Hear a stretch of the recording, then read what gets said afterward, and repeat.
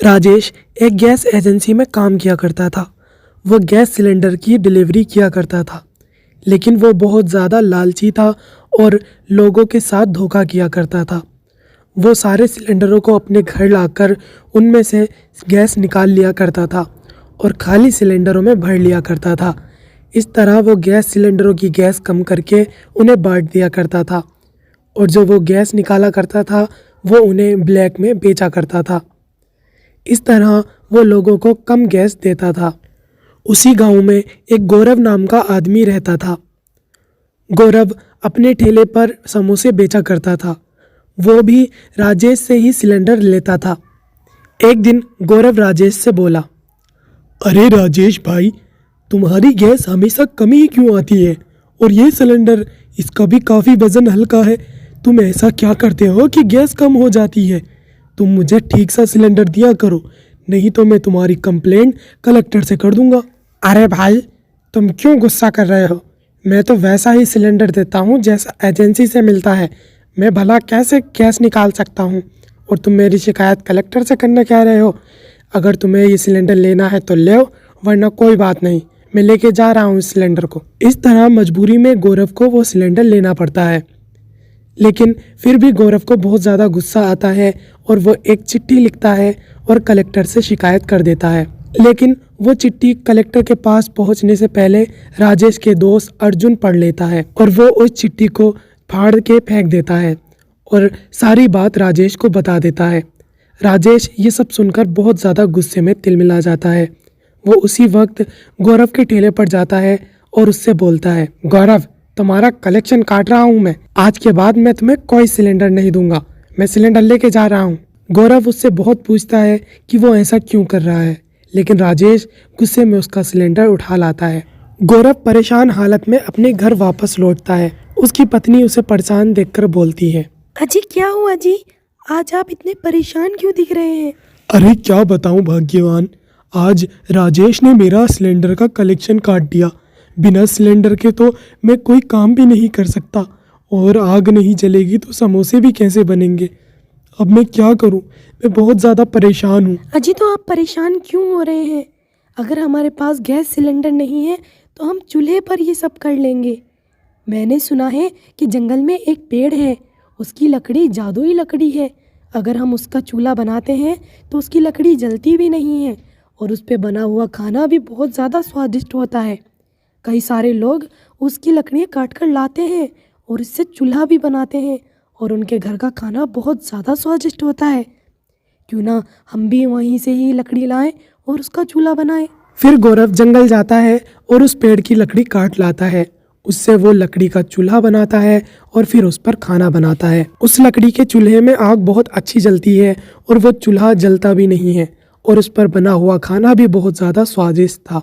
सभी को उसके समोसों का नया स्वाद बहुत ज़्यादा पसंद आ रहा था। वो धीरे धीरे करके बहुत ज़्यादा फेमस हो जाता है। एक दिन उसके समोसे खाने के लिए जिला कलेक्टर आता है और वो उससे बोलते हैं, अरे क्या तुम ही गौरव हो? मैंने तुम्हारे समोसों की बहुत ज़्यादा तारीफ सुनी है, इसीलिए मैं भी तुम्हारे समोसे खाने आया हूँ। कलेक्टर को सामने खड़े देख गौरव अपनी सारी परेशानी कलेक्टर को बताता है और राजेश की शिकायत करता है।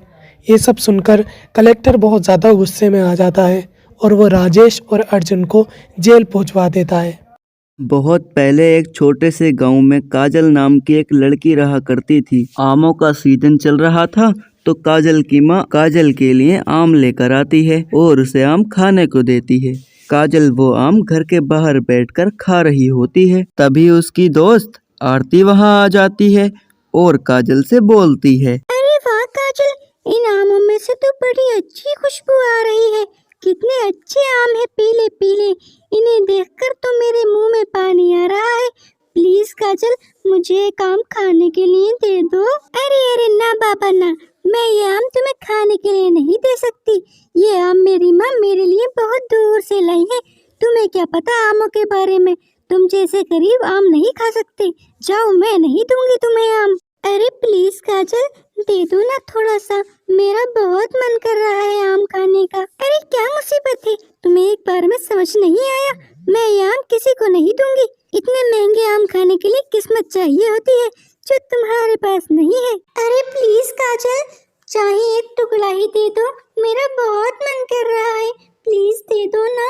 नो नो नो, मैं तुम्हें ये कभी नहीं दूंगी, चली जाओ यहाँ से। बेचारी आरती की लाख मिन्नतों के बाद भी काजल उसे एक भी आम का टुकड़ा नहीं देती है और उसे बेइज्जती करके वहां से भगा देती है। फिर बेचारी आरती अपने घर उदास बैठी होती है तो उसकी माँ उसे उदास देखकर उससे बोलती है, अरे क्या हुआ आरती, इतनी उदास क्यों बैठी हो? किसी ने कुछ कहा है क्या? हाँ माँ, वो मेरी सहेली है ना काजल, वो आम खा रही थी। मैंने उससे आम मांगे तो उसने मुझे आम नहीं दिया और बेइज्जती करके वहाँ से भगा दिया मुझे। अपनी बेटी को इतना उदास और मायूस देखकर उसकी माँ उससे बोलती है, बस इतनी सी बात? अरे बस इतनी सी बात के लिए मेरी गुड़िया उदास है? चलो मेरे साथ, मैं तुम्हें आम खिला कर लाती हूँ। फिर उसकी माँ उसे नाव में बिठाकर नदी में ले जाती है। अरे माँ, अब मैं समझ गई कि तुम मुझे नदी में क्यों लाई हो। हम सुबह से शाम तक मछलियाँ पकड़ेंगे और उन मछलियों से जितने पैसे होंगे उनसे हम आम खरीद लेंगे, है ना माँ? मैं सही कह रही हूँ ना? अरे नहीं गुड़िया, ऐसी बात नहीं है। यहाँ नदी के बीचों बीच एक आम का जादुई पेड़ है। अगर आज तेरी किस्मत अच्छी हुई तो उसमें आम जरूर मिलेंगे। फिर कुछ दूर आगे चलते ही उन्हें एक आम का लदा हुआ पेड़ बीच नदी में खड़ा दिखाई देता है। अरे वाह माँ, इसमें तो बहुत से आम लगे हुए हैं। ये देखकर मेरे मुंह में तो पानी आ गया है। अब तो मैं ये सारे आम लेकर जाऊंगी यहाँ से। हाँ बेटा, मैंने तुझसे कहा था ना कि ये जादुई आम का पेड़ है, लेकिन हम सिर्फ इसमें से एक ही आम ले सकते हैं। अरे क्यों माँ, इसमें से सिर्फ एक आम क्यों? हम तो इसमें से सारे आम तोड़ लेंगे और गाँव ले जाकर इन आमों को बेचेंगे और बहुत पैसे कमाएंगे। अरे नहीं मेरी गुड़िया, लालच बुरी बला है। तुम सिर्फ एक ही आम तोड़ कर लाना। अब जल्दी जाओ, मैं यहीं बैठी हूँ, तुम्हारा इंतजार कर रही हूँ। जल्दी जाओ और जल्दी आओ। अरे लगता है माँ का दिमाग खराब हो गया है। इस पे तो इतने सारे आम लग रहे हैं और मुझसे सिर्फ एक आम तोड़ने को कहा है। जब हम इतनी मेहनत करके यहाँ आए हैं तो मैं तो सब आम तोड़ कर लेके जाऊंगी, चाहे कुछ भी हो जाए। इतना बोलकर महक सारे आम तोड़कर नाव में रख लेती है और देखती है कि उसकी माँ सोई हुई होती है। नाव में आम रखने से नाव जो है डूबने लगती है क्योंकि उसमें वजन बहुत ज़्यादा था।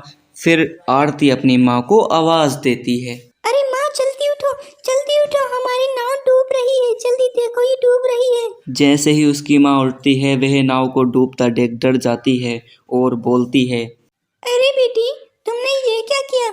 मैंने तुमसे मना किया था ना कि सिर्फ एक ही आम तोड़ कर लाना। देखो अब तुम्हारी लालच के चक्कर में हमारी नाव डूब रही है। अरे माँ, अब कुछ तो करो, अब हम कैसे बचेंगे? ये नाव तो डूबती ही जा रही है। उन दोनों की ये सारी बातें सुनकर नदी का जिन नदी से बाहर निकल आता है। फिर आरती की माँ खुद को बचाने के लिए उस जिन से गुजारिश करने लगती है और फिर उस जिन को भी दया आ जाती है और वह बोलता है, हा, देखो मैं तुम्हें ये नदी तो पार करा सकता हूँ, लेकिन मुझे बहुत तेज भूख लग रही है, इसलिए नाव पार कराते कराते तुम्हें मुझे कुछ न कुछ खिलाना पड़ेगा, और अगर तुमने मुझे कुछ नहीं दिया तो मैं तुम दोनों को मार कर खा जाऊंगा। इस पर आरती बोलती है, हाँ, हमें मंजूर है। मैं तुम्हें बहुत से आम खिला सकती हूँ। देखो हमारे पास बहुत आम है, बस तुम हमें एक ऐसे भी नदी पार करा दो। फिर वो जिन उस नाव को खींचने लगता है और आरती उसे आम खिलाती जाती है। ऐसे ही वह नदी पार करा देता है।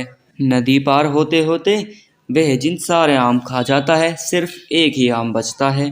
शुक्रिया जिंजी, जो तुमने हमें इस नदी से पार करा दिया, नहीं तो आज तो हम डूब ही जाते।